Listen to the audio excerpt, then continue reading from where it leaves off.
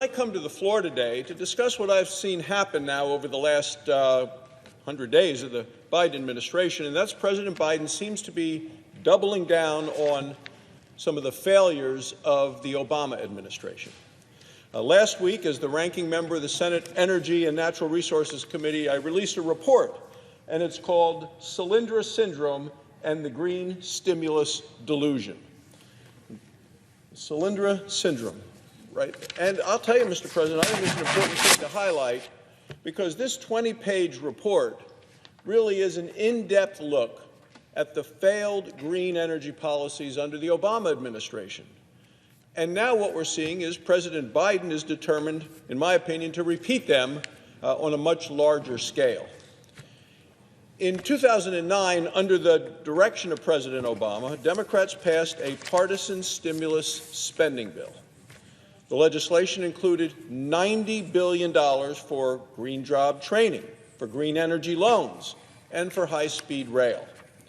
It also included about $3 billion for a program more commonly referred to now as cash for clunkers.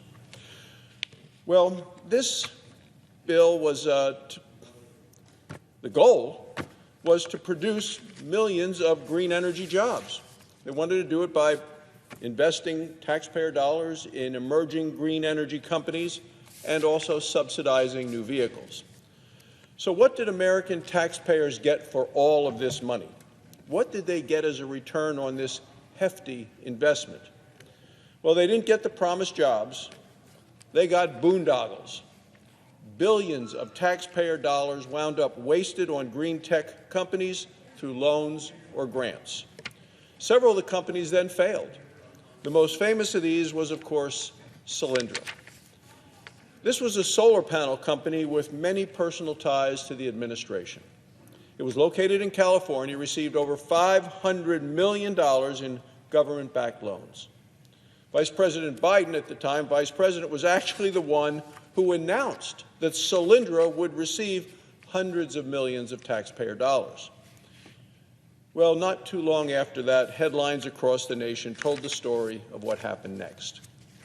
In September of 2011, the company failed miserably. More than 1,000 workers lost their jobs. Almost all of the $535 million taxpayer dollars were lost. The leadership at Solyndra lied about the company's value and what they could produce. It also turns out they were big political donors to the Obama-Biden campaign and to Democrats. Well, Obama-Biden donors got millions of grant money, and taxpayers back then were left holding the bag. It was a terrible green gamble, and it was gone terribly wrong. And it wasn't the only one of these projects. Other companies like A123 Systems, Beacon Power, Ener1, Fisker Automotive, they all received big government-backed loans, and they all went bankrupt. The waste didn't stop at loans to private companies. Oh, no, Mr. President, the Obama administration gave a $3.5 billion grant to California for a high-speed rail project. This was California's planned bullet train, and it was supposed to go from Los Angeles to San Francisco. Well, let's fast forward 10 years and see where we are with that bullet train. After skyrocketing project costs, the governor of California has recently thrown in the towel. Only a fraction of the original project was going to be completed, and delays continue to be announced. So you might ask, well, why are they completing a small fraction of this railroad that's supposed to go, this high-speed bullet train that was supposed to go from Los Angeles to California, to San Francisco? Well, by completing a small part of the original project, California can avoid having to pay back the taxpayers of the nation. More wasted money. Americans clearly remember Cash for Clunkers. What a program that was. It gave subsidies to folks for the purchase of a new, greener vehicle as a way to stimulate auto sales and auto industry jobs. Big problem was it didn't work. One analysis found that the Cash for Clunkers program created one job for every $1.4 million spent. Quite a lot of money for a single job. The program itself was a clunker, and it spent way too much taxpayer cash. Well, the list goes on and on, as I've outlined in this report. The Obama administration frittered away billions of taxpayer dollars. They chose people close to the administration to receive the money, and the economy remained sluggish. Taxpayers got fleeced. Now, there actually was one bright economic spot during the Great Recession, and of course, I will tell you, Mr. President, that was the oil and gas sector in this country. By the end of 2013, non-farm employment was an anemic 1.9% higher than it had been at the end of the year 2009. In contrast, the oil and gas sector's employment was 16% higher. While the rest of the economy was stuck in the mud, the oil and gas sector was growing and creating American jobs. That robust job growth helped make America energy independent and secure.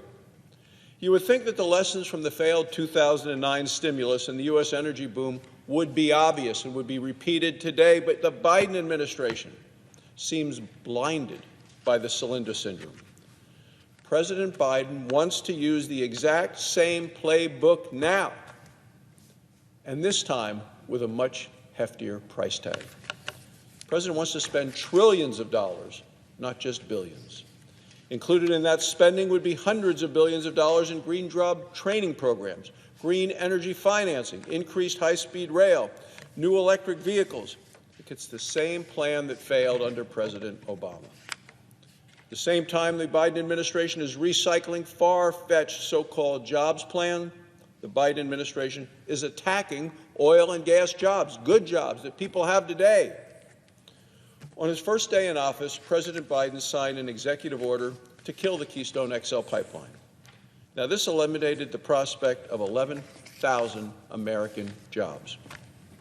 Making matters worse, President Biden implemented a ban on new oil and gas production on public lands. Huge impact on my home state of Wyoming. A permanent ban on oil and gas leasing on federal lands could destroy up to 1 million jobs across America. My report finds the Biden administration is pushing expensive fantasy jobs and killing real ones at a time that America cannot afford to lose these jobs. It is a recipe for repeated disaster. Mr. President, we all remember how President Obama promised shovel-ready jobs, and he then later admitted the jobs weren't coming, as he said, because shovel-ready was not as shovel-ready as we expected. We know we can expect the same thing this time. The expensive, wasteful, job-killing Solyndra syndrome is back. It was a terrible idea in 2009, and here we are a dozen years later, once again spending a lot more, and doing that on the same bad ideas is now even worse than before. Thank you, Mr. President. I yield the floor.